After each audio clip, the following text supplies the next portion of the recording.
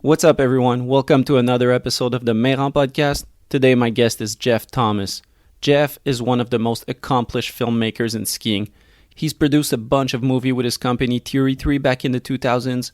He has worked on some of my favorite Poor Boys movies like Every Day is a Saturday and Revolver. He then went on to work with Salomon freeski TV for a bunch of years and has recently been working more and more with the Blank Collective crew.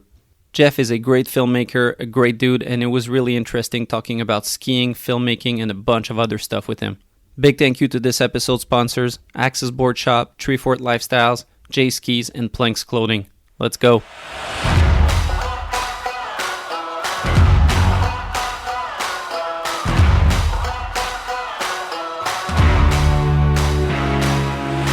Mr. Jeff Thomas, welcome to the podcast. Thanks, man. Thanks for having me. Really glad to have you. How you been? Yeah, pretty well. Life is good. We've just kind of wrapped up generally skiing around here. So office work and all the snow's melting out, playing golf, stuff like that. What's your winter been like? Have you been working full-time on the new Blank movie? Yeah, pretty much. Like most of my time this winter because of COVID, I decided to work kind of extra full-time with Alexi and Stan on the movie. And yeah, basically dive in more than I had previously. More on the filming side, I always was directing and editing, but this year filmed, kind of like 75% of my time with those guys. So that was pretty fun. Nice. Am I right to say that Blank, up to now, apart from a bit of Alaska, was mostly filmed in BC? Tahoe, BC, pretty much. Those are kind of the two places. Obviously, a bit of Washington State. Those guys went to Japan once or twice, stuff like that. But obviously, things of travel get a bit expensive. Yeah. So we kind of pool our money and do it a little bit more locally or where the athletes are from so we can save some money. You guys are still all set to do what you got to do, right? Yeah, we just stayed a little bit more even hyper local and just said, okay, cool. Kind of probably the same as lots of people are going to kind of explore your backyard or that kind of vibe. But we definitely challenged ourselves to find some different zones, not like saying new zones, but places that maybe weren't filmed before that much. So like Chris Rubens is an example, had some places he went to in the past that he was like, let's go. And it wasn't maybe atypical filming terrain, but it was really unique and it was fun. And honestly, with COVID as well, unfortunately with COVID, I should say, a lot of like cat skiing and heli ski and touring lodges were either closed or barely open. So we got opportunities to go to places that we normally wouldn't be allowed to, not that we wouldn't be allowed to go to. They were already booked out previously. Yeah. So we got a whole bunch of pretty cool opportunities from just, the season being extra quiet in BC and no international travel. I talked to Felix Rioux, who's now in charge of marketing at Chic Shack in the Chic Shacks. Yeah. And he was telling me about that. We had, I don't know how it was in BC, but they had bubble restrictions for their lodging. So for each of their lodging spots, they could only have one bubble, which means that if they had a place where they could lodge 20 people, if there was a couple taking it, well, it was only two of them for the whole bubble. So basically, they were operating at a loss for all winter. It's pretty similar to from what I think the rules in BC were probably a tiny bit different, but it was kind of like numbers were super small, right? So same kind of thing. I'm sure everyone was operating in a general loss format or barely break even, or I think our opportunities were just because people last minute would cancel. They were like probably holding out hope, even if they were American or from Europe or even other parts of Canada. But then ultimately they realized they couldn't go, and so we just would be like, "Hey, we'll join in." Yeah, you talked a bit about reinventing or finding new spots. That's something that happened to me filming street in Montreal, where you can find as much as you can search as much as you'd like, but at a certain point, you're going to go back to some old spots. And then the whole challenge is to reinvent it. Is there something like that for you guys in the backcountry? Because I guess at some point it's like, oh, well, we can sled for 3 hours and find a new zone, but that's kind of shitty at some point. Totally. Yeah. I think it kind of, again, Alexi, Stan, and I talked this year about like, okay, well, if we can't travel as much and we always film around Whistler anyways, because it's generally good. It's exactly what you're saying. It's like, what are we going to try to do a little bit differently to make it, fun, I guess, and different. I don't want to have to say it that way, but yeah, we challenged ourselves to either find new like filming techniques, whether it's, you know, FPV or high speed cameras, or like more gimbal work, or like a, you know, taking inspiration from mountain bike movies, being like, okay, they film it this way. No one films like that way in skiing and tree skiing, so we're going to try to like, yeah, just spin a little bit of something that we've obviously areas that we filmed before and places that we like to film, and just Mm-hmm. film it in a different way. And then secondly, it's like, okay, you're going to go into a pillow zone or like a kicker kind of area. It's like, is there a different way to do it? That's, you know, something Yeah. that, and I actually would say like a few different athletes that we filmed with this year. Cole Richardson, a young up and coming rock star of a kid, he kind of, I'll give him huge credit, looks at the mountain a little bit differently. So then it would be like a little bit, you'd see Stan or Alexi or Rubens or anyone else be like, oh yeah, sweet, never thought of it that way, let's go for it. So it was even just a new set of eyes on the same terrain that we've had. Was kind of fun to see how that could get tweaked. So yeah. You talked about trying some new ways of filming stuff. I saw you post a story, or maybe it was Alexi last fall, where you bought kind of a electronic cable cam. Yeah, How would you qualify it? yeah, it was an electronic cable cam. It was cool. It's like you could put a little black magic on it or a GoPro. It was probably just enough in length for, I think it's about 500 feet or 400 feet of cable that comes with the product. And we were like, yeah, you probably saw us playing with it in my front yard. And we were curious to see if it would actually work in the winter because of cold, because of wet, cameras, batteries, all that kind of stuff. And it worked pretty well, actually. Uh, it was obviously tree skiing isn't what we used it for, like cable cams, like mountain bike movies. And yeah, we got a couple shots that'll show up in the movie, and we definitely learned how we would do it next year, which was kind of fun. It definitely was trial and error. Like next year, by the end of I think we set one up in March on kind of one of the last like pow storms that I saw coming, and we set one up and went up. Okay, we knew it was going to snow 8 or 12 inches, 20, 30 centimeters overnight. So we kind of like set it up, kind of set the plan, and then came back the next day and reshot it. So we knew exactly, like we did some test shots on it, and then it snowed again. So I think little things like that for next year. Also, I was going to hit that company up. I think they're called Viral, and say, hey, we need a cable that's like 2 or 3 times longer. That would be kind of sweet. And then it would be really cool. But yeah, there's going to be 2 or 3 shots in the movie, and that was fun to, you know, just try something new. It's like, again, like tree skiing is not like anything new. So it's like, hey, how can we make a dynamic, interesting tree skiing segment? So it's like cable cams, rapid panning, super tight, super slow mo. Yeah, it's kind of be a pretty cool little segment we worked on. Yeah, the perspective must be really nice with the cable going through the trees.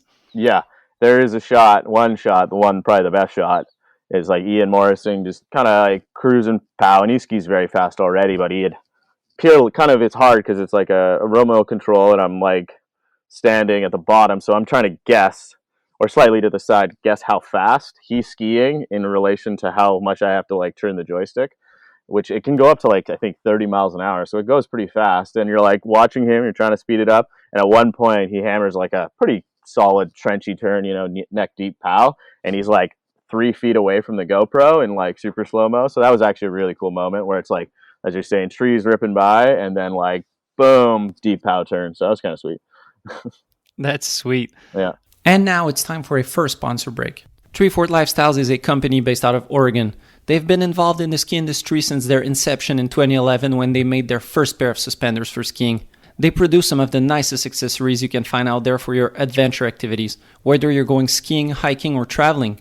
I've worn their suspenders all winter, and I have to say I love them. They're stylish and they're so comfortable you forget you have them on in the first place. Go check them out at treefortlifestyles.com and use code MERAN at checkout to get 15% off your order.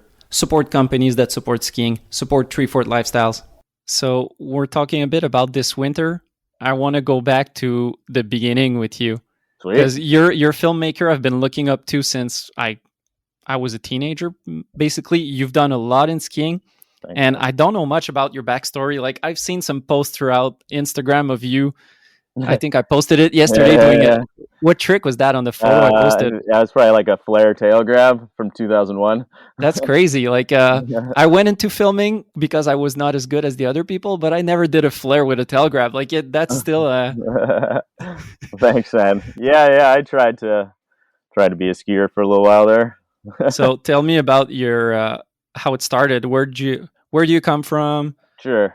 I'll give you the background of.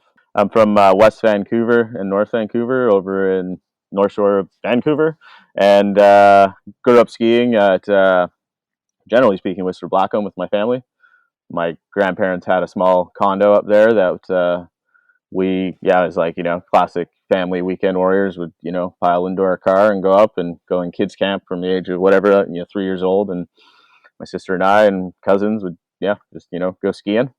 And then I never actually was all that. I was into skiing, I suppose, but I was more into other sports like baseball, actually. My family's huge into baseball. I'll give my grandpa, who's passed away, but a big shout out. He's in the Canadian Baseball Hall of Fame.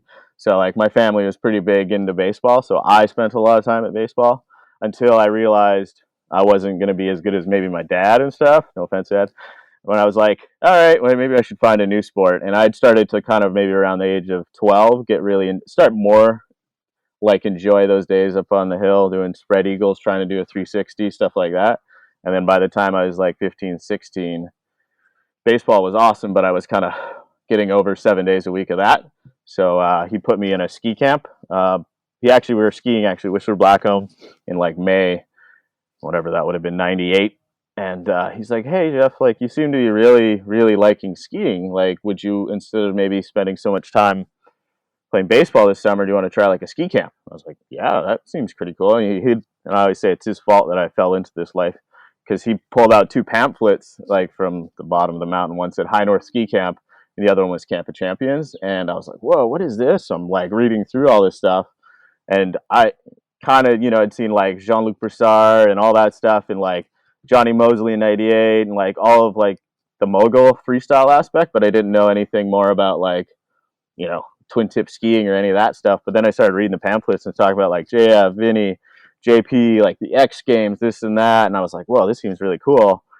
So I went to High North Ski Camp the first year they had it. I think there was like, I don't remember, 15 campers in this day. I think they had 2 sessions.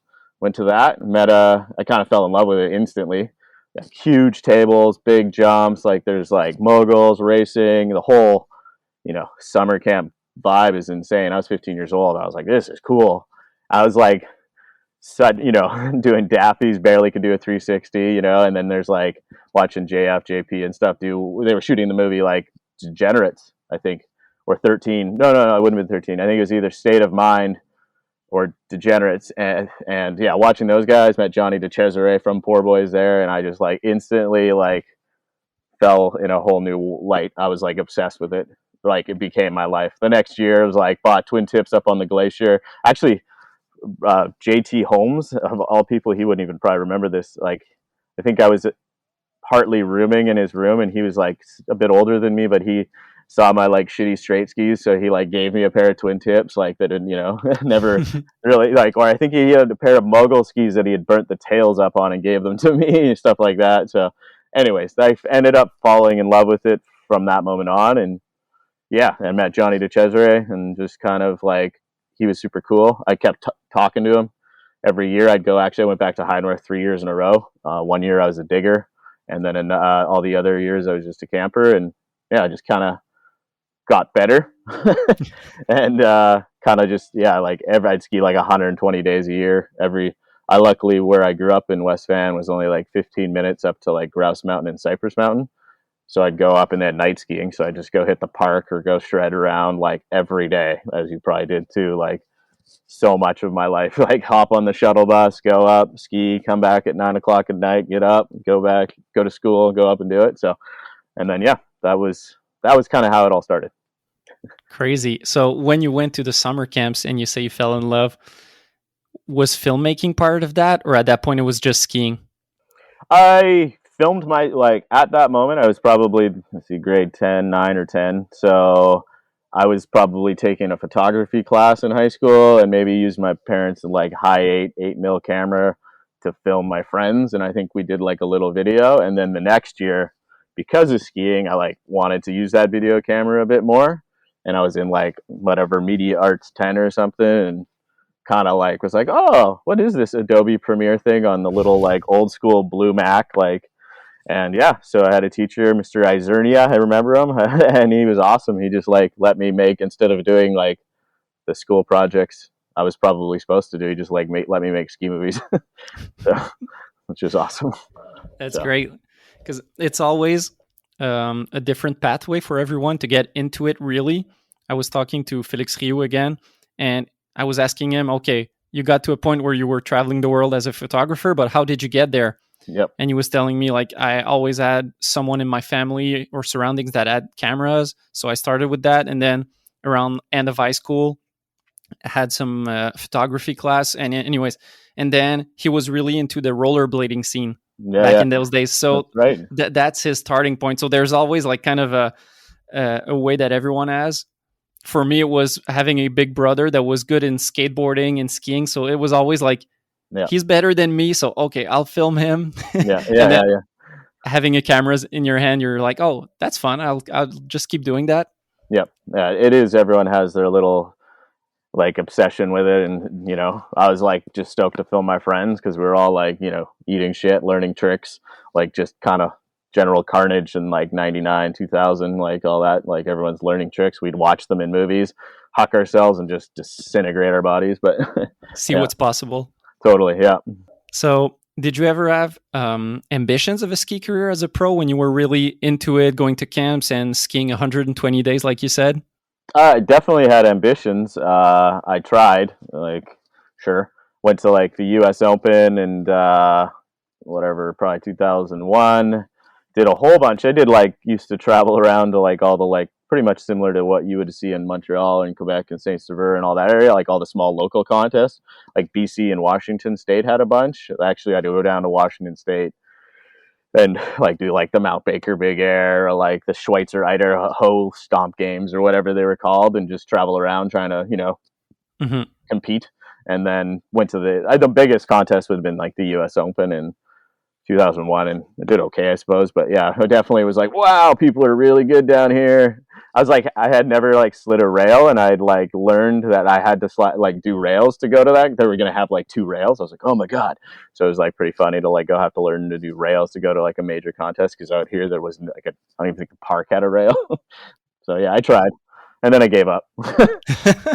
I smoked my head too many times, is what I would honestly say. Is I had some sponsors and some free gear, and then I decided it wasn't good enough, and I liked filming people that were better than me, and I kind of got tired of hitting my head so hard. So I definitely smoked my head when I was in grade 12, and it didn't come out very well. So I realized I should slow it down a bit, and then I went back to. I did keep competing a bit, but as I was doing that, I started filming more guys that I would meet on like at contests, like Andy Mayer, like the old pro skier. I met him like at a Mount Baker Big Air. Anthony Bernowski, old pros from back in the day who I just met skiing or while we were on these little contest circuits, and like Hmm. it was like, man, they're way better than me. I should just film these guys. So, or it would be fun. We'd all go out and build a booter after the contest, and that was way more fun. So we just film it instead. So yeah, there's lots of guys along the way. Yeah, same thing for me on my side in Quebec, where me and my brother were really into it and we liked it. And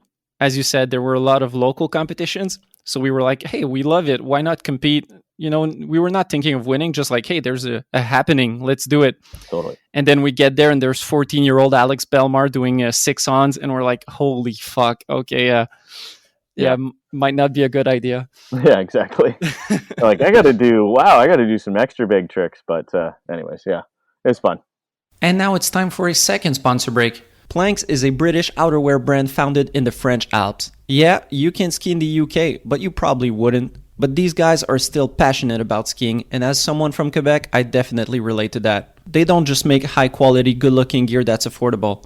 They care about the freeski culture too, running grassroots events and sporting skiers that are some of my favorites like Woodsy, Lupe Haggerty, and the Real Skiffy crew. Make sure to check them out at planksclothing.com. Support companies that support skiing. Support Planks Clothing. How did that transition go to start Theory 3? So yeah, like there was all these guys that were filming, and really, as we're doing it, I was making movies sometimes with guys that like with Matt Harvey of New Schoolers, and this guy Matt Schwagler, and Dave Levin, another guy that was around, and I would have been like 2002, during that time of like me going to High North, me going to university, me wanting to be a pro skier, but not realizing I was shitty, comparatively speaking. So I was like I'd send Johnny to Cesare, my movie I'd make with my buddies every year.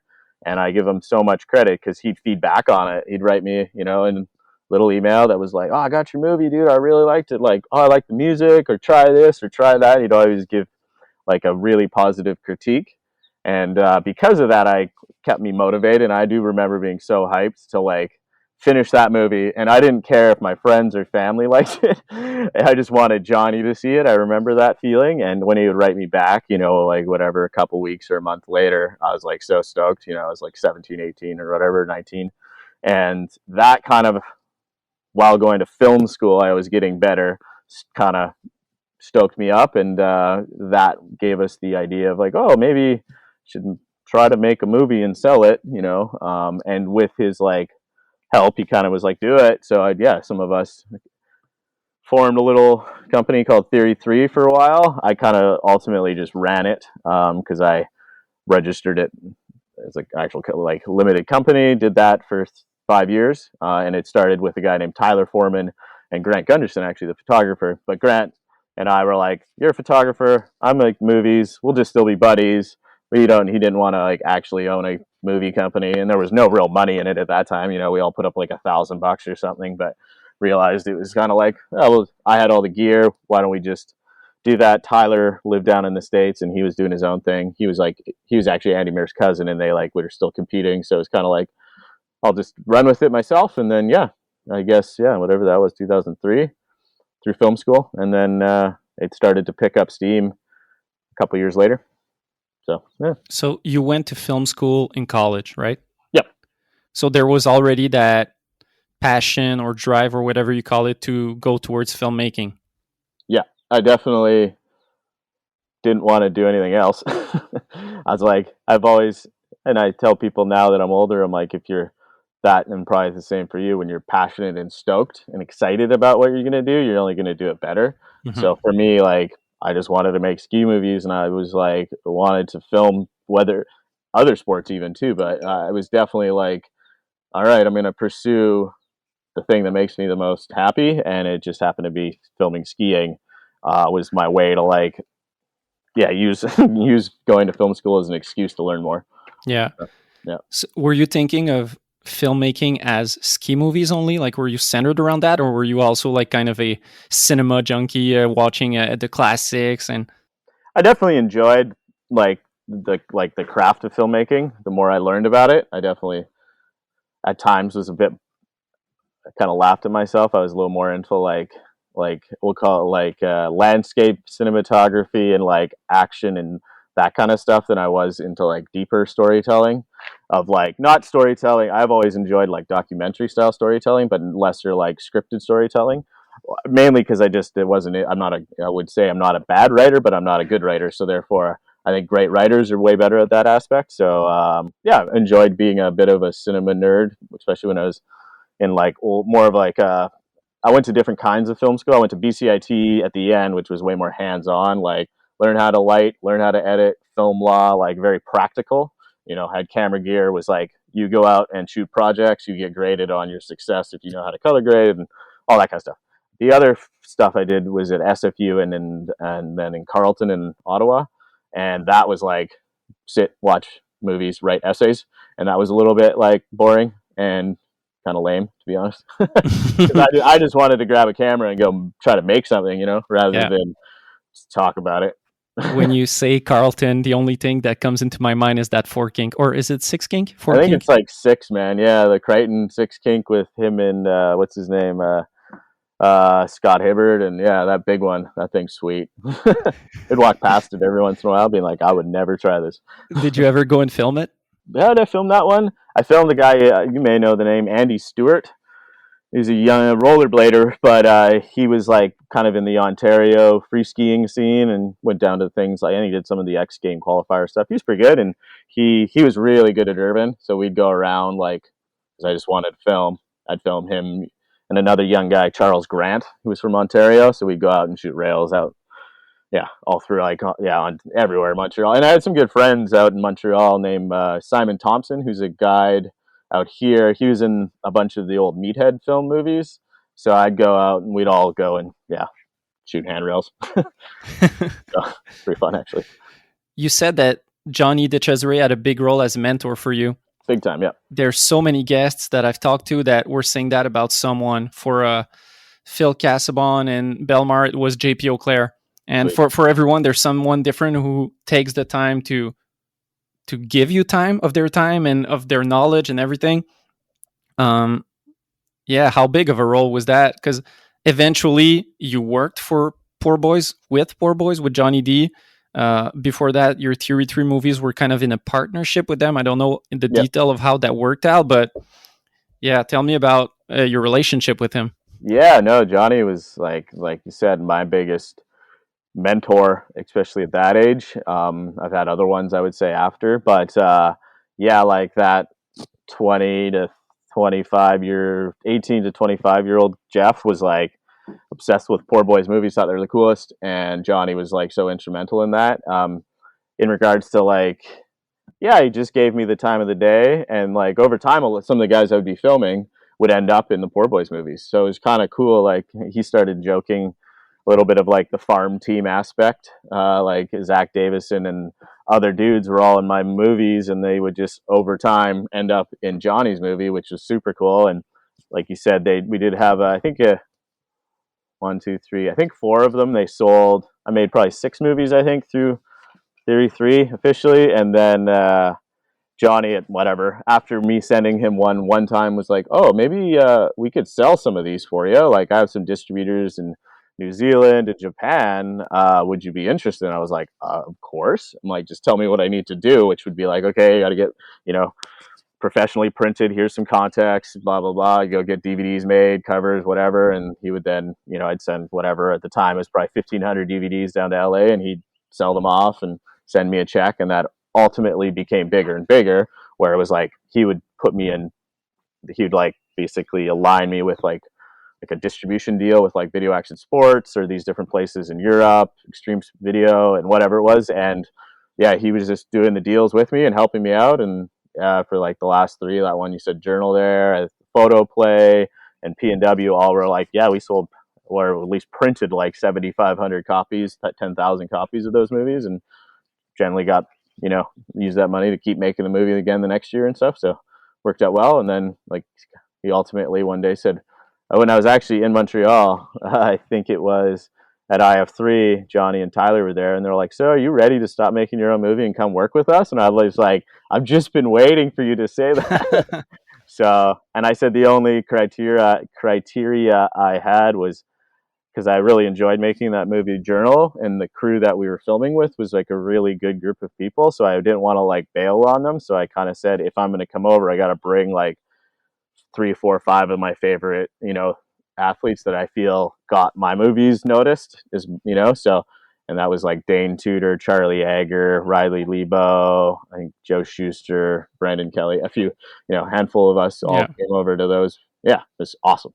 All who ended up being like the A-lister of the Poor Boys movie for the years to come. Yeah, it kind of turned out well. It felt like a nice synergy between all of us, and I had like, that was all Johnny and Tyler being like, let's do it. And I was like, so I remember he flew me down to LA and had a contract, and he's like, this is what we want you to do. Do you want to do it? And I was like, well, I suck at surfing, but yeah, sure. So they all surf down there, and I was so bad, still am. But it was, that was kind of how that all began. And now it's time for another sponsor break. J Skis is a company based out of Burlington, Vermont. Their business model of making limited edition graphic skis that are sold online directly to consumer is super dope. As a fan of original graphics, I love it. They put a lot of effort into making great skis, but also in making them look super good.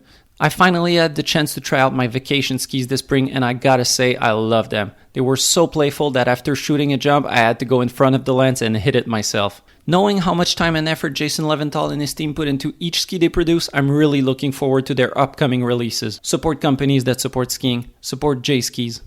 And that help that he gave you is so big, because nowadays, there's no barrier to entry, right? Where if you put something on YouTube, it'll get noticed, and Totally. that's it. But before that, with the success of your sales and the reach that you get is dependent on distributors, on shops, on a lot of things that maybe a 21-year-old Jeff is clueless about.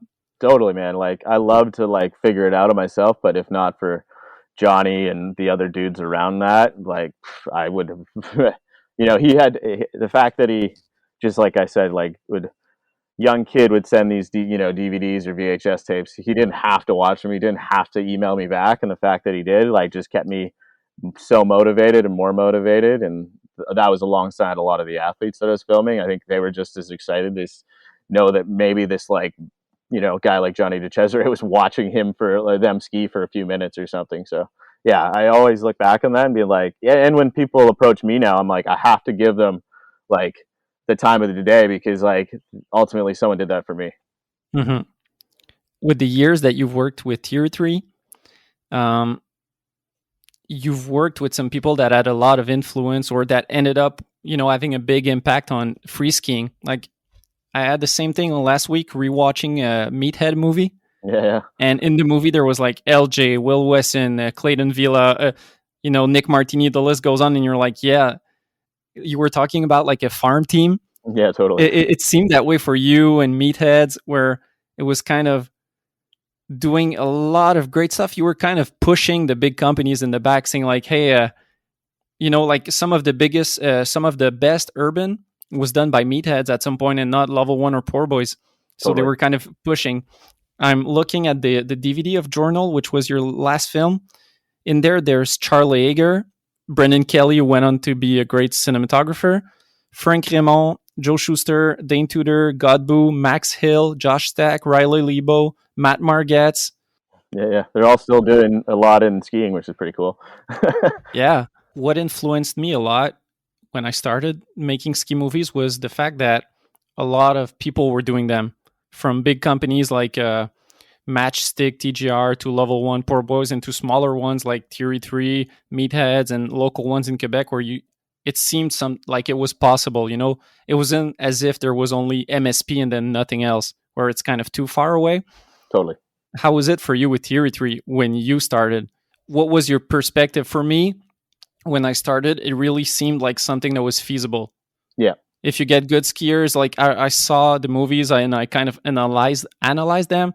Okay, there's X amount of segments, X amounts of shots per segments. There's some street, there's some park. Forget about the powder. We're in Quebec. It's not going to happen. Anyways, what was your thinking? Because before you branched off to Poor Boys, Tier 3 lasted 6 movies, you say? Yeah. That's a long time.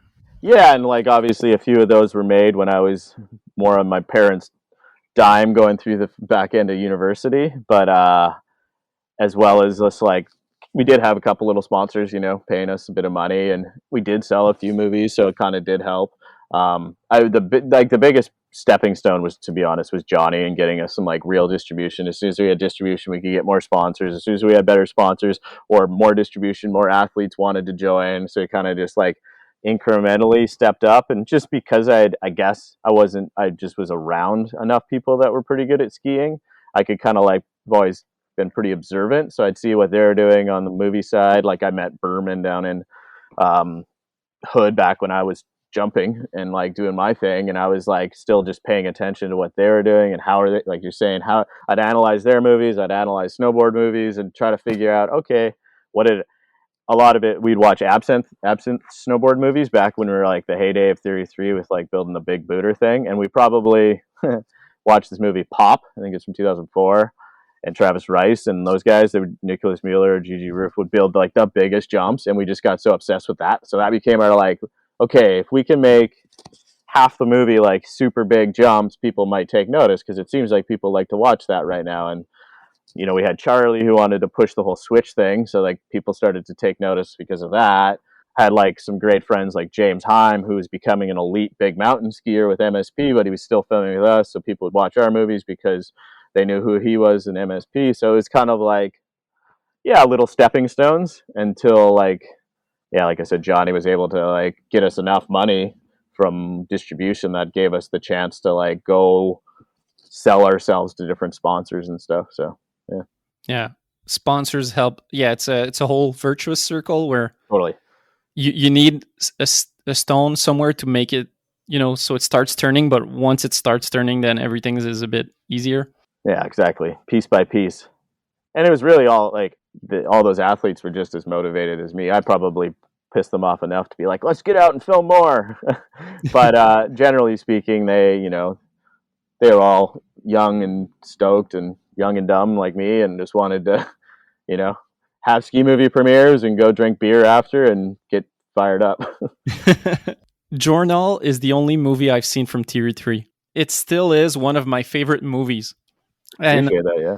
for a lot of ski movies, I wouldn't say I have favorite ski movies, or it's a hard thing to say. It's more a lot of times segments. Yeah. There's certain segments that hits hard, and for a lot of ski movies, there's not really something that holds it all together. There's really variations through the movie. Totally. For Journal, it's really something. I want to have your opinion on what it is. For me, it's like the ultimate feel-good ski movie. I watch it, and it's not the biggest park shoots. It's not the biggest street features, but it's all really enjoyable all the way through. Yeah, I one thing I even try to do. Well, obviously, we still try to nowadays still try to shoot the biggest things possible and all these different things. But something I've always said for making movies, and one of my future that ended up being like Salomon and stuff like that, was like skiing to me is fun, and watching skiing should be fun. Like there are artistic things, there are amazing stories, but ultimately, I feel like throwing back then a DVD on, or now just something I feel like watching, like just casually, skiing should be fun. And I know when we were always like editing these little like 33 movies, and in Poor Boys too at times, like if the story isn't there, just lean on the good times of it, because ultimately we all go out skiing for that reason. So that was kind of, at least with that movie, I think you're right. There's another one I made called Photoplay that has that same kind of tone to it, and I think, yeah, it's easy for people to just throw on and put your smile on your face. The music is good, the skiing is pretty good. A few things are really good, but then it's like, yeah, just an easy, I don't know, maybe put you in the mood to go out yourself. Let's say you're watching a ski segment. There's a lot of things that you can enjoy about it. There's the skiing, there's the filming, there's the editing, how it's put together. And for me, a big aspect is the song. Mm-hmm. Yeah. I find that a lot of my favorite segments that hit hard are songs that really reach me. It might not be the best filming or editing or even skiing or all together, but if the song is great, it sticks. And I was rewatching the trailer for Journal with that song "Taste of Celebration," I still had it in mind. Yeah. How much effort or energy, or how much thought do you put into your soundtracks when you make movies like that?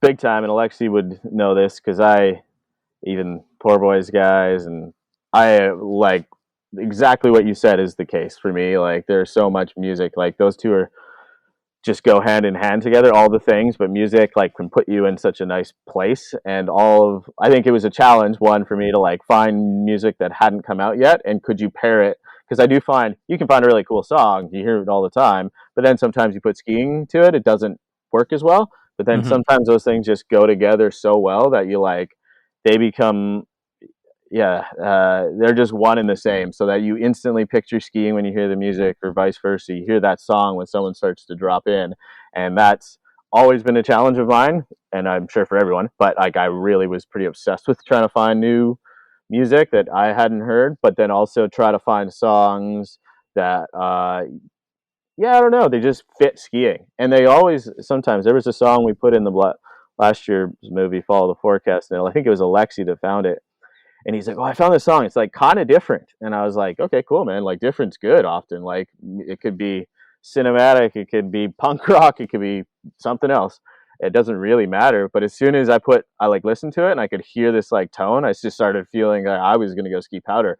So it ended up being a POW segment, like a Callahan segment we did last year. But it was probably the most asked about. Like we've had emails about it when the movie came out, like the amount of comments, like what's that song on YouTube? If you go right now, like it's always the same, like 26 minutes. What's that song? What's that song? You're like, you could just read the credits, but it's in there. But that, it's funny how that is like, as soon as he found it, I was like, oh, Alexi found like a gem. And it's not like a normal like ski movie sounding song. It just has this vibe that you can I think, picture yourself being there with them because the tone matches the skiing and the skiing matches the music. So it's always been like, it's probably even like I was just doing it like today and yesterday, going through some new music, and you get that, I kind of get that like tingly stoke because you're like, oh, this one's in the movie now for sure because it's just got something to it that's exciting. So Yeah.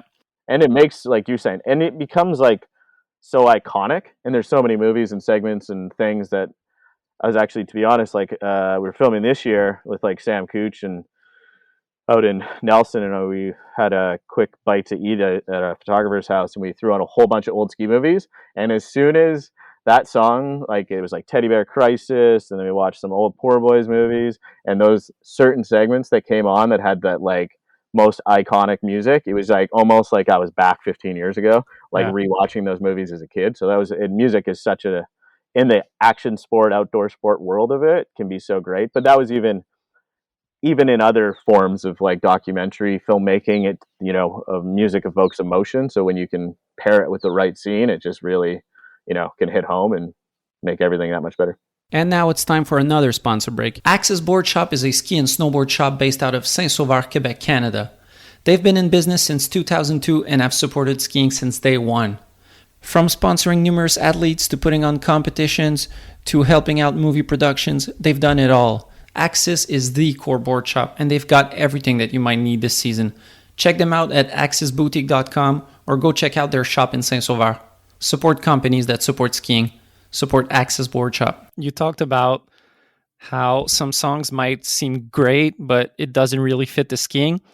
Have you ever had the other way around? It happened to me a couple times where I hear a song and I have the vision and I know it could and it will be really cool when edited. And then I show it to skiers and they're like, I don't really like it. And then you're like, just give me a chance. And then they ended up talking to you after and they're like, yeah, it's dope. You are so right. There's been, I won't name names, but over the years of Poor Boys, I'm like, yeah, I got a song. They're like, oh, can I hear the song? I'm like, yeah, because everyone's got an opinion before they see your vision, at least. And hey, if it doesn't work, it doesn't work. But there were times, and then I'd be like, just let me try. Let me make the segment exactly that. But until they like saw it, they're like, I don't think it's gonna work. It's not really my vibe. And I like would make it, and it was. Yeah, it was ended up winning this guy like a powder award, a big one, and I was like, see, There's always, what I say to people is there's a difference between what you like as a person versus what represents you as a skier.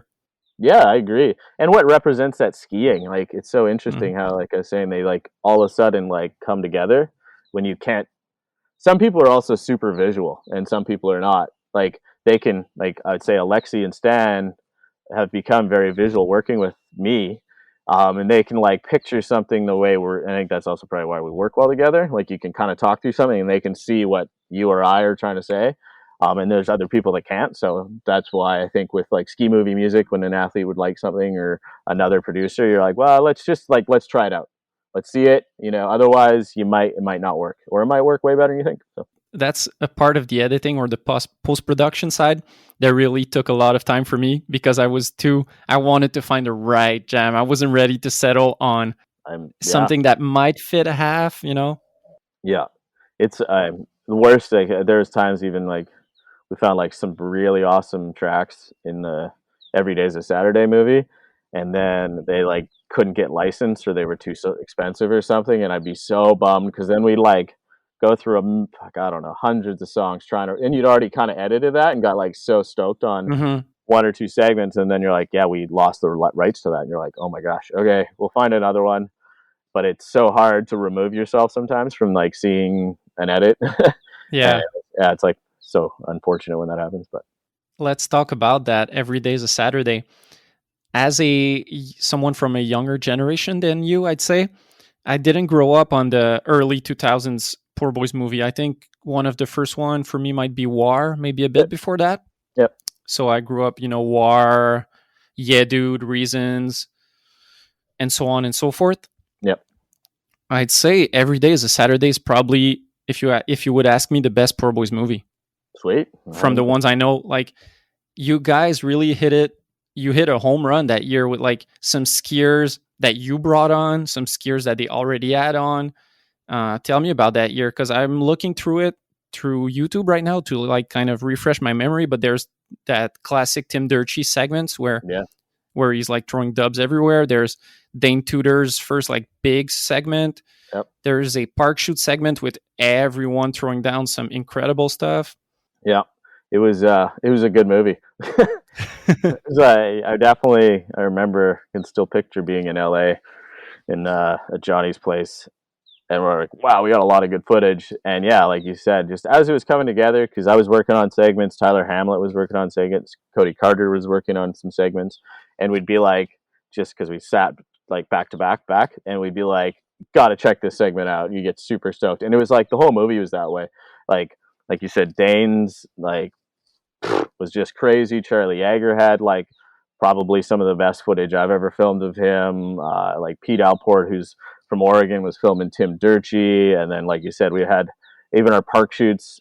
Just the vibe. You had like young guys like Nick Martini, and just a whole bunch of people that like hit it off really well. It seemed like, and I think a lot of things just went right in that movie. And yeah, I remember when we made the trailer and it was just like put out, and it was the most I'd ever seen like the internet of skiing like get stoked.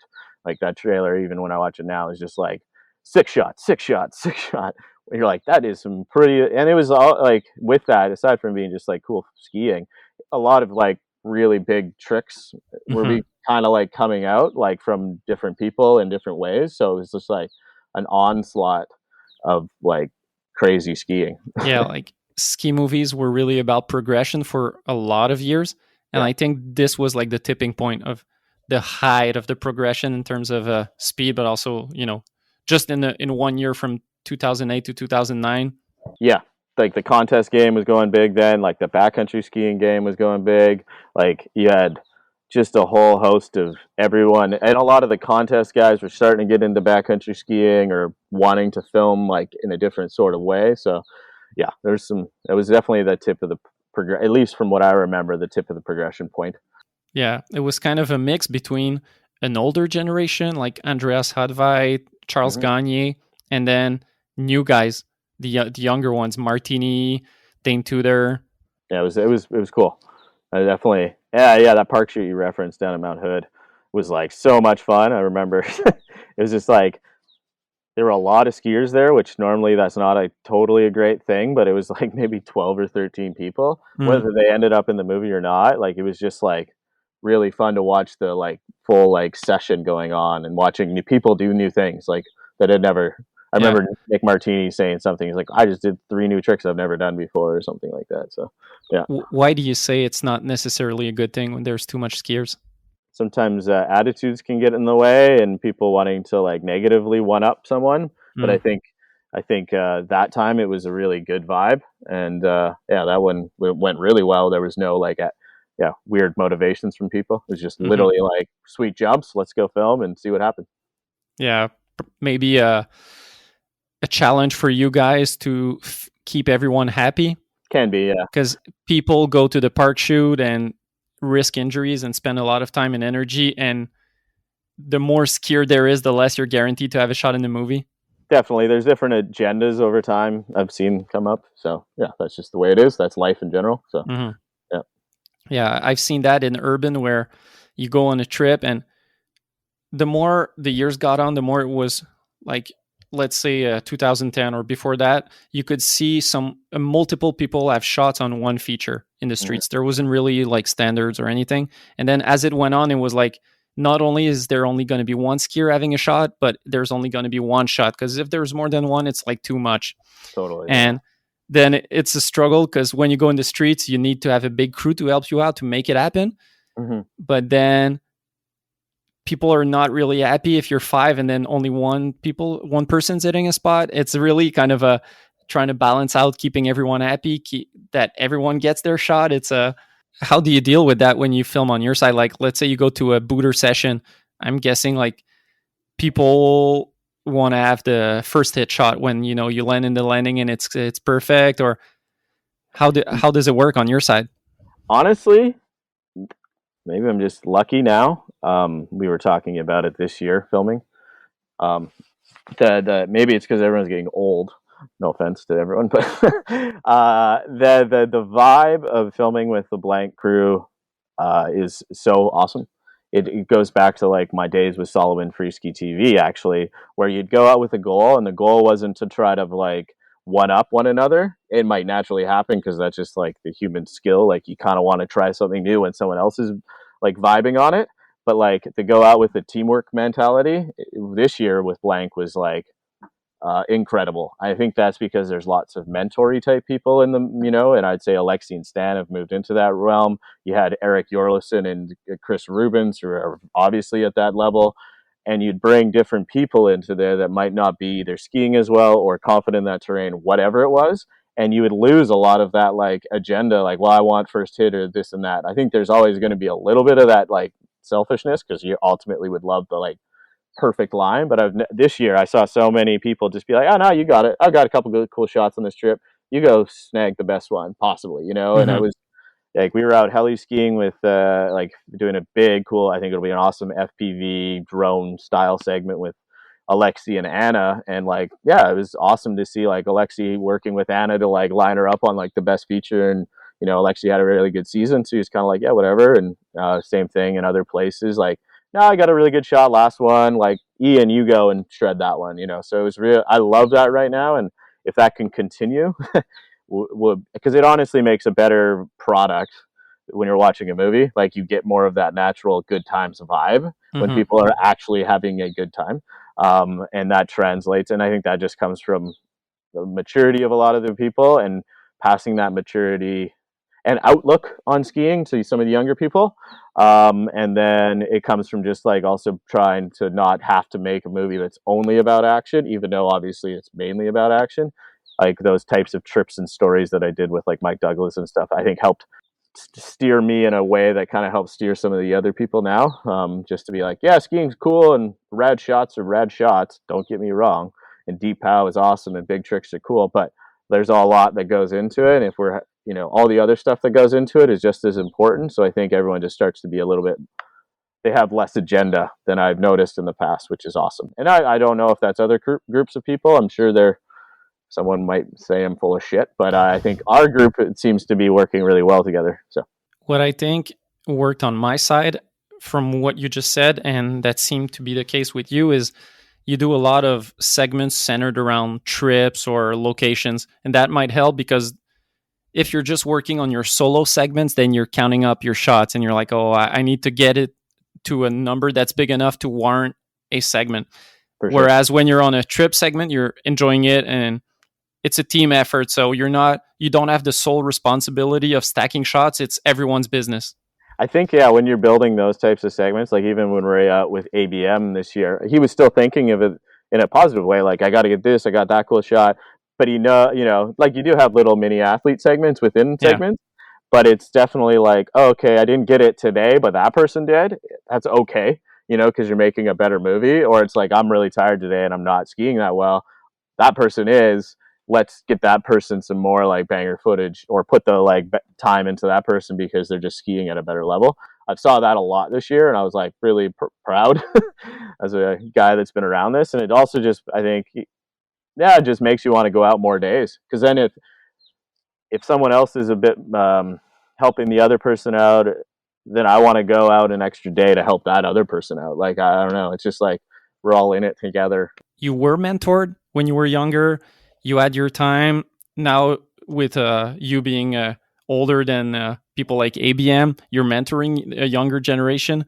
How was it for you filming with someone like ABM who is accomplished in the streets, is accomplished in competitions, but is still kind of new to that whole aspect Yeah. of backcountry skiing?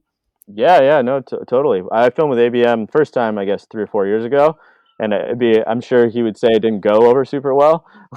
He filmed well, but him and I definitely we butted heads a few times because he was at the top of his game, and I feel like I know what I'm doing.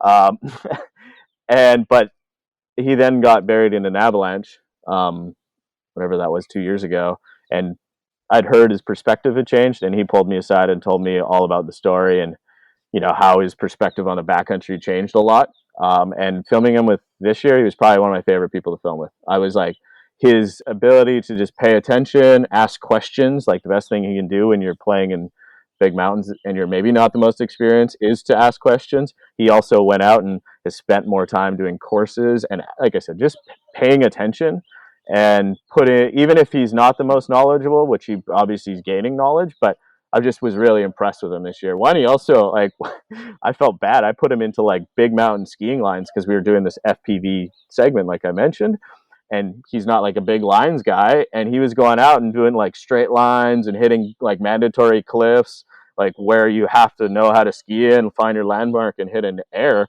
while a race drone is following you, and it's a bit more hectic. It's not like your normal filming, which is a little slower. It's more like, okay, the drone is ready, 3, 2, 1, okay, go, go, go, go. It's a lot less like the athletes telling us what to do. It's like the race drones telling you when it's ready to be in position. So ABM, like, I give him like an A++ this year, and I only hope to film with him more. I think we were supposed to do a whole bunch of booters this spring, but it's turned to crap around here. It's been like raining and cloudy for the last 3 weeks. So, but yeah, I think he got some awesome footage this year, and hopefully he enjoyed working with me this year, because I really did. So yeah. Yeah, I think he really did. He talked to me a bit about it, and he was really stoked on his season. Nice. Yeah, ABM is really smart. He's a smart guy, and he loves skiing. I think he was brought on to park skiing and street skiing because we're from where we're from. So yeah, we don't have much choice. But yeah, I think he really seems to be enjoying the powder side of things. Dude, he goes out ski touring and sledding. Like, I'm just impressed with his, like, even if we're not filming, he's just out exploring.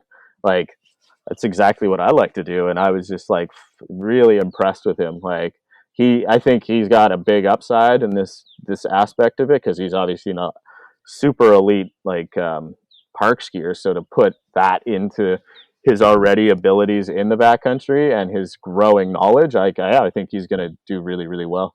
Mm-hmm. And it always seems good to vary your skiing on the competition perspective.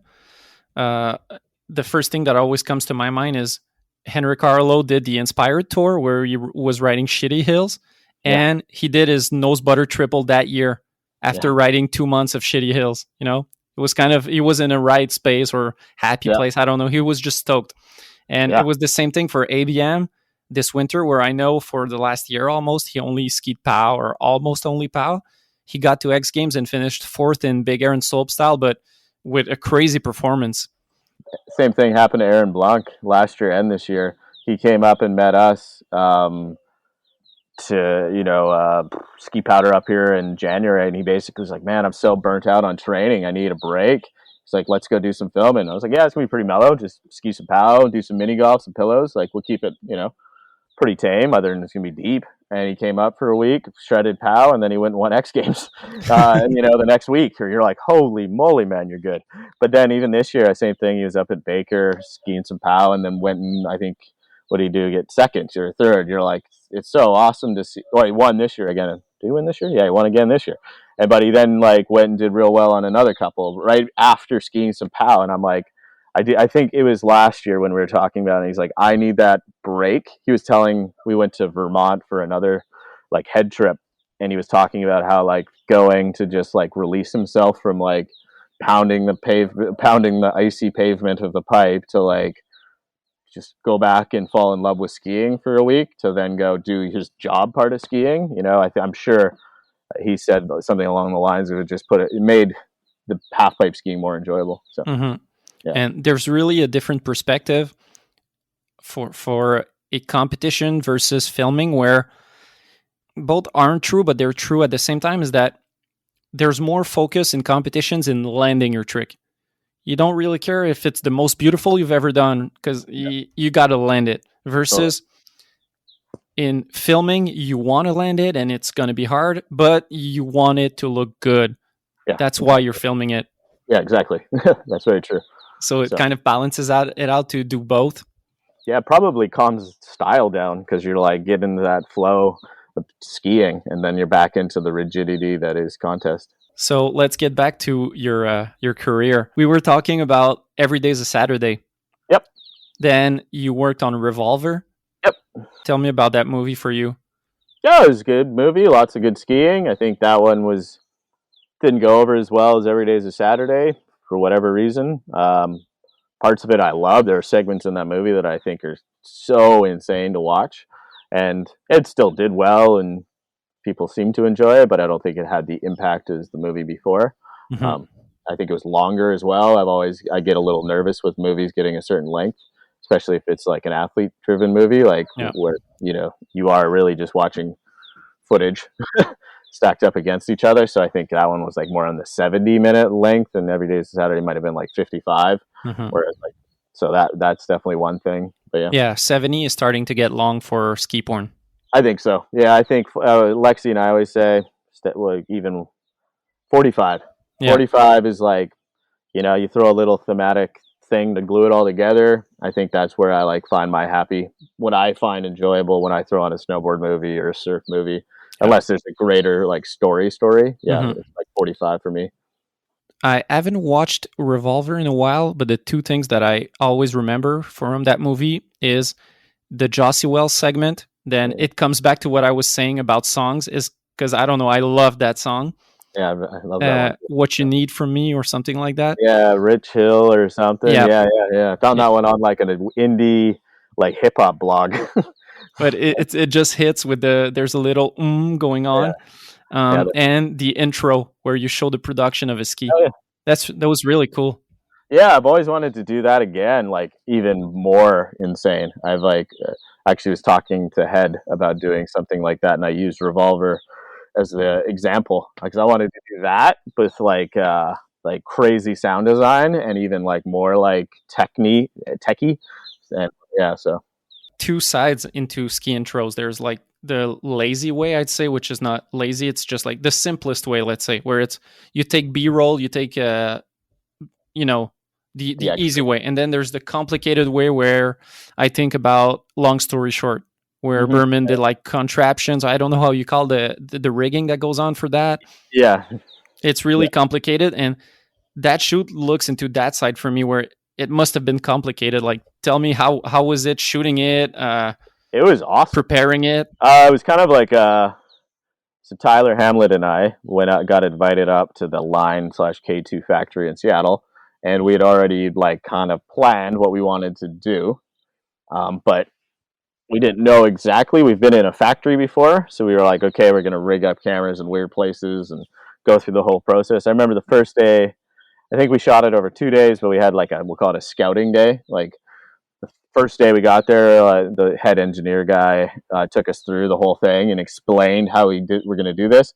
So then we went and rented a bunch of lights, some extra rigging, and we're like, okay, we'll just go step by step for 2 days and film it all and just refilm processes, and stick cameras in the weirdest places we could, or like try to find a cool way to shoot it, So that one was kind of like funny because we didn't plan it, but we like, because it was just Tyler and I and kind of had free reign of this sick prototype factory, we were able to like,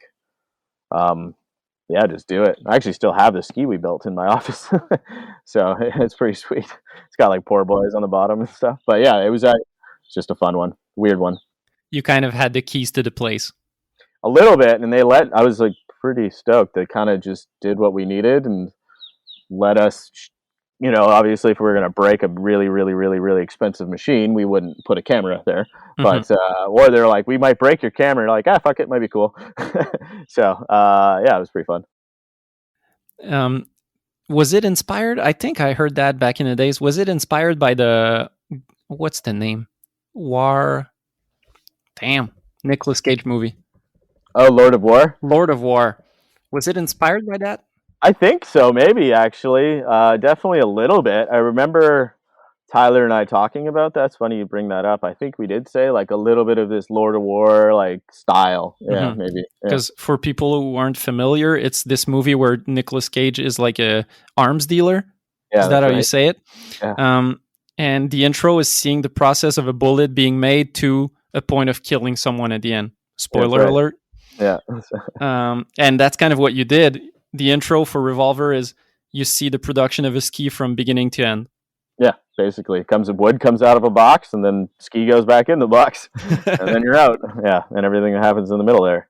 And it was really fun to film because I again had never really like spent that much time seeing a ski being made, so that was just kind of like a cool thing in its own right. So So, question I have for you: most projects I've done have been not solo, but either solo or two people. So it's not too complicated to split work or split, uh, going to a certain shoot or another one.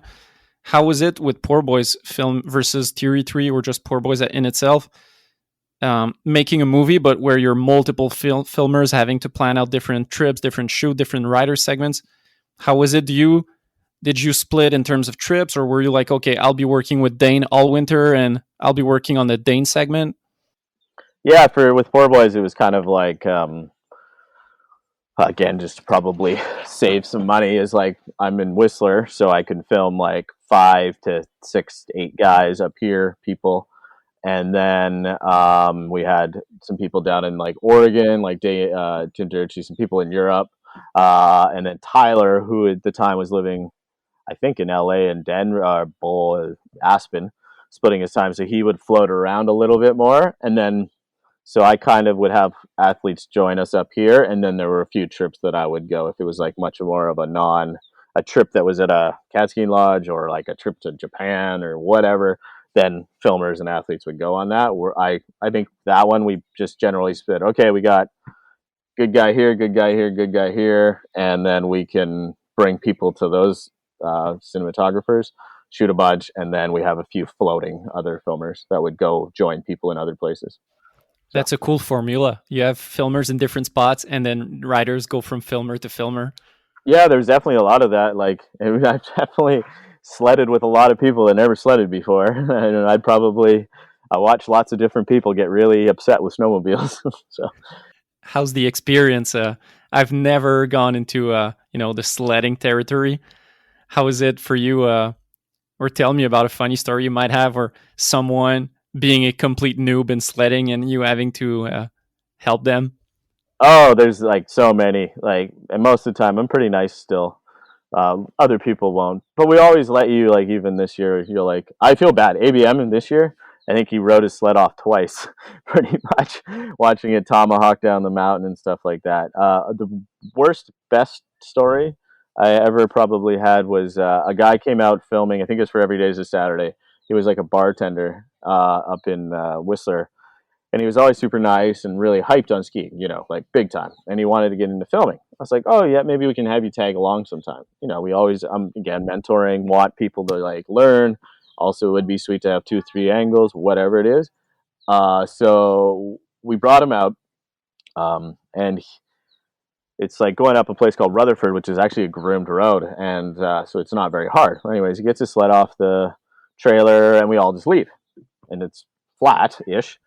Get up, we all kind of stop around 8 kilometers, and we're like, oh man, I wonder where this guy is. I don't know if I should say his name. Miles. And he had just bought this sled off like Abma, and it's like never been used by this fella. And anyways, I'm like, man, where the fuck is it? I'm like, all right, I'll go back, being that I was the one who invited him out, and I think we were paying him to be there. But anyways, I come around the corner, and another sled net guy was like, hey, are you looking for your buddy? I'm like, oh yeah, what's up? He's like, pretty sure his sled's on fire. I was like, what? So I come around the corner, there he is, and you can see like this black plume of smoke, and you're like, oh my god. You come around the corner, and there's like 20-foot flames, and he's filming the snowmobile burning to the ground. And it's actually, maybe it's in Journal. It's actually maybe the hidden end of Journal. If you were to put that on, you might see it burning to the ground. Or maybe Every Day's a Saturday. One of those two movies, it's like just burning to the ground. So I'll have to go watch for that. yeah. But what made it burn? So so when emergency brake on, they had like a handbrake you can lock. It froze on like overnight because it was just a cold night, and he didn't realize. So it was basically he was sledding with his handbrake locked on, and multiple people I know have burnt sleds down. Damn. So actually, I'll give you one. I'll throw Alexi under the bus because that's fun. So we're taking Alexi out. Prior, actually, might have been Every Day's a Saturday year-ish, and we're out again. He got all the way out there. We filmed all day, and it was like a pretty big group of us, and he was leading the way out. And all of a sudden he just like abruptly stops, and I kind of like sled almost into him. I'm like, dude, what's going on? He's like, hands are up in the air. He's like, I don't know, man, it just stopped. I was like, okay, weird. That's weird, man. Like, did you check your brake? He's like, yeah, it's all, not, there's nothing wrong with it. I'm like, okay, walk over. And it was like steaming, kind of weird. I was like, whatever. Go over to there, and and I've had an engine seize in my old sled, so I was like, I just tugged on his like pull cord. Nothing happened. Just like didn't move, and I was like, fuck. I'm like, yeah, your engine seized. He's like, what? Starts freaking out. Pull open the side panel. I look in. I'm like, Alexi, you literally have no oil in your snowmobile. So he starts freaking out. He's like, I just got this thing tuned up. And I was with like a couple more like veteran guys, this photographer, Brent Hughes. We all like kind of like congregate. And he's like, Alexi is freaking out. He's pretty upset, obviously, because it's an expensive machine to like break. And we got to tow it out. And it's a like 25-kilometer tow and all this.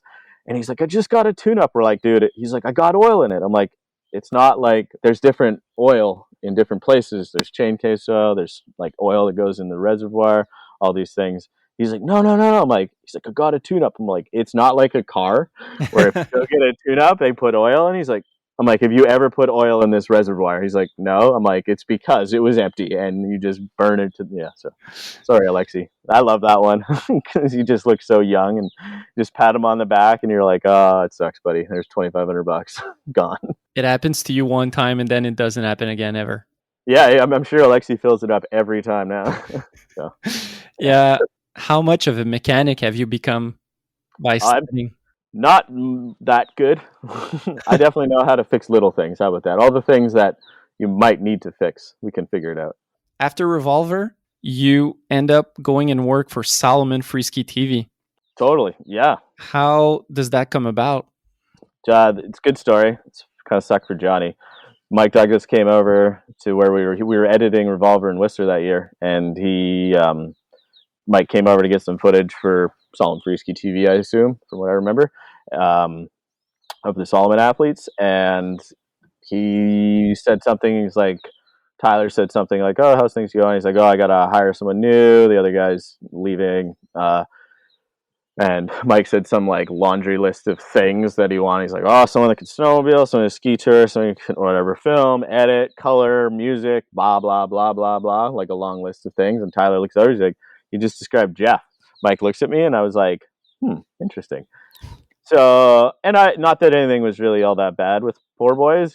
Obviously, I had a blast doing it, but I'm always kind of like observant to like the next step in my life. And, Tyler is Poor Boys Productions to me other than Johnny. And like, I wasn't going to try to like step on his toes. Like I still actually work with Tyler a lot on other projects now, but I didn't want to get in his try to be a dick or anything, get in his way. I don't know. So I saw an opportunity and I hit up Mike after sometime, maybe a month or two later as the movie, we had a world premiere and I was like, you know what? I kind of want to do something different. And I was like, I sat down with Mike and had watched a few freeski TV things, like some of the more trip stuff, like that was like crafted by Mike. And I was like, yeah, like making ski porn is fun and all. And I'll always still enjoy that. And I still do so much. I'm not jaded towards it. I actually love filming it and editing it. But I was like, I want to find a little bit more story or a different way to do things rather than like athlete.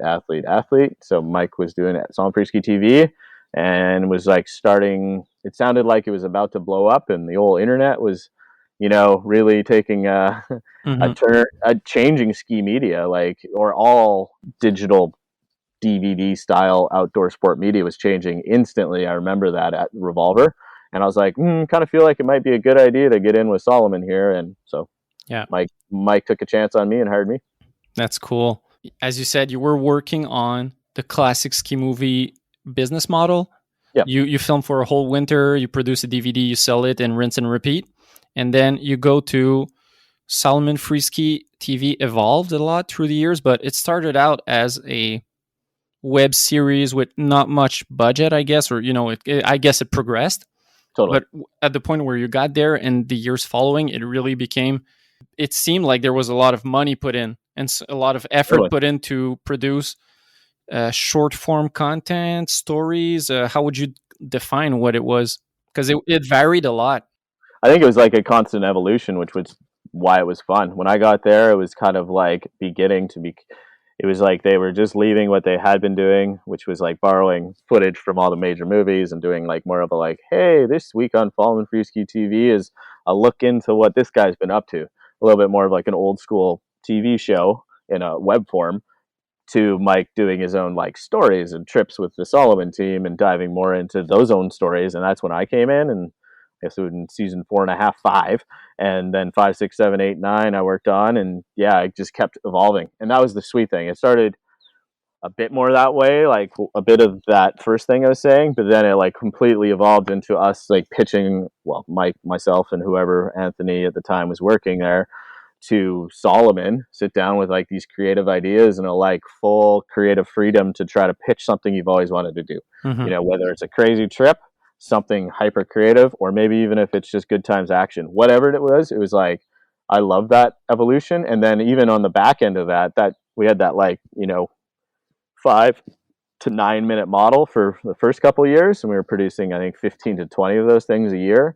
And then it kind of slowed down, and we're like, okay, how's it going to evolve now? And like the film festival circuit was starting to, you know, become a bigger thing, with like the short film aspect of it. So that was more like season 7, 8, 9, where we were pitching longer ones that might have a bit more of a film fest vibe to it, or just even like taking one or two of the ideas that we had been working on and expanding them deeper, and, you know, sending them into, you know, film festivals and all that stuff. You really went from the ski porn style with Theory 3 and Poor Boys to working on, I don't know how you would call it, because it's not necessarily storytelling. There were still some trip-oriented episodes and stuff like that, but how was the switch for you to work on more, like, I'd say brainstorm and try to do some new ideas rather than repeat a ski porn formula? Yeah, I think that was the fun thing again about it. There was like, if you took 15 shows, there was like 3 ski porn ones, a couple trip ones, a couple that were like a true story, all of that stuff. So I think that was probably the best part, was to sit down and brainstorm all that. Mm-hmm. Mike definitely challenged me a ton, and I learned a ton from that challenge, from him, from the other people that we worked with, just being thrown into it and go, all right, you got 2 weeks.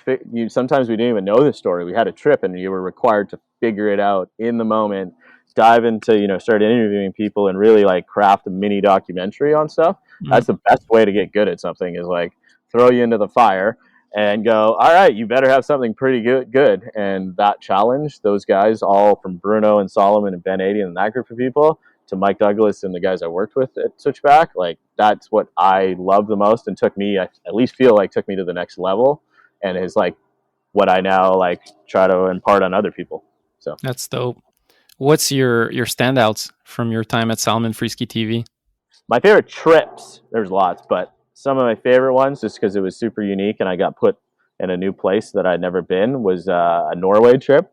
I had to go like ski touring. I was never really, I don't know if I'd really ski tour. This was like probably 10 years ago, 8 or 9 years ago. Now I ski tour like an absolute ton, and I love it. Was like with like Greg Hill, Andreas Franzen, who's passed away, like, and Chris Rubens, who are all like backcountry dudes. And yeah, Greg Hill, who like climbs mountains, and Andreas, who climbs down them and shit. And I was like, oh my God, I'm so out of my element. But it wasn't even like the skiing. Skiing was all the same, but it was like their like fitness and their like passion for walking up a mountain was a lot different than mine. I was used to snowmobiles. Yeah, like going there, we traveled around on a boat, and it was like you just like use your binoculars or the topography map and find zones, and talking to the guide, be like, does this go? And you'd take like a Zodiac over, or like part the boat, and you'd walk and then ski tour up.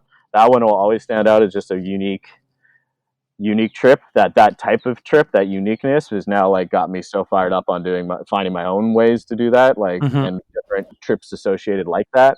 And then like we did what was it called? One that was just really kind of unique. We pitched the idea of like bringing a kid, it was called the Dream Trip. You could win and then come on a trip with us. Like we got to meet this like literally drawing names out of the hat, and this guy joined us in Japan. Like, that was so cool.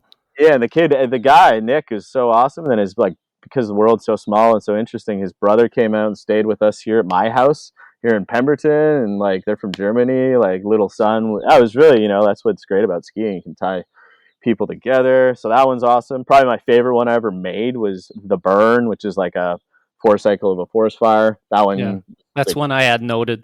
yeah, that one was like a heady idea that took us a while, and I'll give Mike credit, allowed me to pitch it to Salomon. Salomon actually wasn't into it. They didn't understand it until we made it, and then it won a bunch of awards. Still is like something people talk to me about like after the fact. We got interviewed by like a major mountain film festival that thought it was real, and I had to break the news to them that it was fake. It like it got bought to like tour a bunch on like high school tours, like about like ecology and stuff. So that was pretty cool. My favorite one that has introduced me to Stan actually was it was called Moments Notice, which is purely like ski porn, but is the concept of could you leave tomorrow and go anywhere in the world where it's snowing and you just roll the dice kind of. And that was cool because it was fully scripted in the fact that we knew we were going to go somewhere, and I'd been watching the weather, but we'd call up like athletes and be like, can you pack your shit up and go somewhere tomorrow? And it was so interesting hearing the like, I feel bad, like what Kai Zackerson out in Europe was like. I called him and he was like so sad on the phone because he couldn't go. And I just was like, I might feel like I'm being such an ass right now, like breaking his heart, being like, you can't go to Japan? Where he's like, well, I got kids and a family. And I'm like, he's like, but I really want it. Oh man. And it was just like, it was pretty fun doing that and just calling up random athletes on the team and being like, yeah, let's go ski pass. Like we did that one twice. Those were just fun because you're looking at a storm 2-3 days out and being like, we're going to just go see if it's going to be awesome. And the first one we did was to Japan, and I called up young Stan Ray and he said yes. And we arrived and it was like 80 centimeters overnight, minus 12. Still to the day, probably the best snow I've ever skied at this place called Rusutsu. So we talk about it being like, what a lucky, yeah. And that's when I became friends with Stan. So yeah. And that concept is super relatable because as a pro skier, you're always on a moment's notice for the good snow. But then also for most people who have a 9 to 5, that's the dream. Like there's a snowstorm, but you wish you could, but you can't because you have a job. That was the pitch, exactly. I'm like, to me, that's like even as me as a guy that like does this for a living, it's still my dream to be like, drop it all and go to that place on a moment's notice. And we do that a lot, like follow the forecast is the same concept. Mm-hmm. But it's like, I love that feeling. And when we play that episode for people, you can see it's like, oh, I just want to do that with my 3 friends. So yeah. After Salomon Freeski TV, you worked for Origin, which is a marketing agency specialized in outdoor marketing, let's say. Yeah, exactly. So yeah, after 5 years with Mike, it was going super well. I did work with Origin and Mike. They were a client kind of Mike's, or they worked together. I worked with them often. I would do a ton of work with Origin. And they're like 30 or 40 people. They're based mainly in Vancouver, but also a little tiny bit in Montreal. And I got to know the whole team down there, the 2 owners, super well. And just again, being my observant self, I was like, okay, I've been doing this for a while. I think it's time for me. I was having a kid. So I was like, you know what, maybe I should not travel as much, do all that whole thing. So I went to them. They had posted that they were looking for like a director of video. And I went to them and said, hey, how about I come there and we take your idea of doing a video department to the next level. And ultimately they, after a bunch of back and forth, because they felt bad because Mike and them were all close friends, and ultimately I did go over there, and I worked there for 2.5 years, and ultimately it went super well. I learned an absolute ton. I take something from anywhere I work, but that one I like branched me out into not just like filming and like creative directing within video production, but like the whole process of how to raise money even better than I was doing it before, how to pitch things at a level that I can get people to sponsor a ski movie, but have all these other side deliverables. It's like taking blank now to like a full content production level based on my knowledge from working at Origin. I give them huge credit. They included me on like everything. They threw me into the fire again, which was awesome. I like that. Learn fire by whatever it is, and trial by fire. And then, so that went well. And then, but ultimately I learned as much as I like that whole process, I wanted to make ski movies. So I pitched a ski movie again, and we made a ski movie with Origin. And that was what sealed the deal for me wanting to go back on my own. So which was the Blackcomb movie? Yeah, the Whistler Blackcomb Magnetic movie. So, which was just crazy timing because that was the year right as we pitched it. Whistler Blackcomb got bought by Vail. which I'm not a big super fan of Vail, but nonetheless, we made that movie, and it was like the last hurrah of Whistler Blackcomb, and it was awesome to see the community get fired up on it. But like I said, that was ultimately why I went back to my old life a little bit. I had the same thing of working in an agency, and it really changed on a different scale than you probably, but as yourself, doing my own productions where you're centered around, oh, what do I like as a filmmaker? What do I want to make? Then you work with other people. You realize, well, how do I work in a project with a lot of people involved? And then eventually when you get in an agency, it's really centered towards the client. Yeah. What does the client want? How, it changes your whole mindset or perspective as to, sure. You alluded a bit to that with Blank. Instead of being you and Mike D pitching to Salomon what you want to do, then it's kind of trying to see what the client wants or what would make the client happy. Exactly. And that's how we've even been able to grow Blank quite exponentially quickly because of that mentality, like shifting it. Like, of course we want to do what we want to do and like make a badass ski movie and excite people and do all that. But when you're like paying attention to what a marketing director or person or creative is saying from their side, you can kind of honestly merge and synergize those together in a way that I don't think people realize. And then all of a sudden you both get what you wanted. Mm-hmm. And you get, to be honest, you get better stuff because you're both passionate about what you're ultimately working on. So yeah, that was my learnings from Origin and how much the two owners, Danielle and MJ, entrusted me there.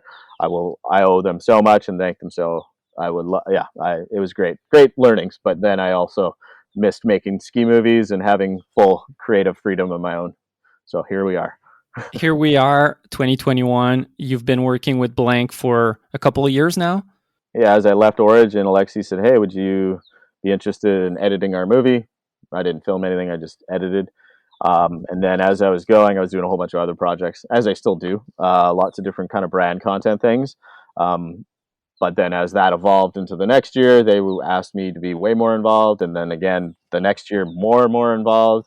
And then this year, I kind of pitched the idea saying, hey, you know what? I really enjoy working with you guys. You want to do more this year? And not like I was producing and directing and mentoring Alexi and Stan as much as I can.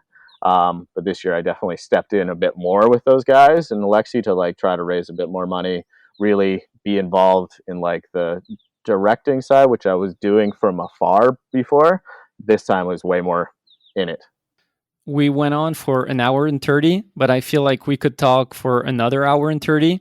So I'd be really glad to do another episode with you next fall and talk about your upcoming movie with Blank and all the projects you've got going on.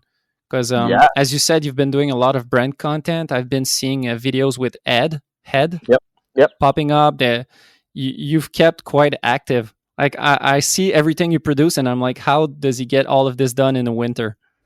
It's busy. Yeah. So I work a lot with a guy down in the States now, Mike Rogie, who's a writer, publisher, editor. He has the magazine Mountain Gazette now, and he was the former editor at the Ski Journal. And I do a bunch of fishing content, ironically, with him, a ton actually, and it's some of my favorite stuff. So I do that. I do obviously a bunch of short films with Head and Tyrolia. And yeah, just a whole host of little things, little different brands, Mike Wigley's Heli Ski, a bunch of stuff. They come and go, you know? Yeah. And a lot of them I try to merge into Blank now because I find that most fun. So will there be a fishing segment in the Blank movie? Man, we're all pretty bad fishermen, so hopefully not. It'll be a blooper segment. Blooper for sure. Thanks a lot for coming on, Jeff. Really appreciate it. Yeah, it was super fun. I haven't reflected on all that stuff in a long time, and I look forward to some good banter with Alexi and Stan this fall, and we'll fill you in on Tales from Cascadia, the new Blank movie. So this is it for episode 19 with Jeff Thomas. It was really good chatting with him. I'm really looking forward to this fall to chatting some more about filmmaking and skiing with him. Big thank you to this episode's sponsors, Access Board Shop, Treefort Lifestyles, Planks Clothing, and J Skis. Peace.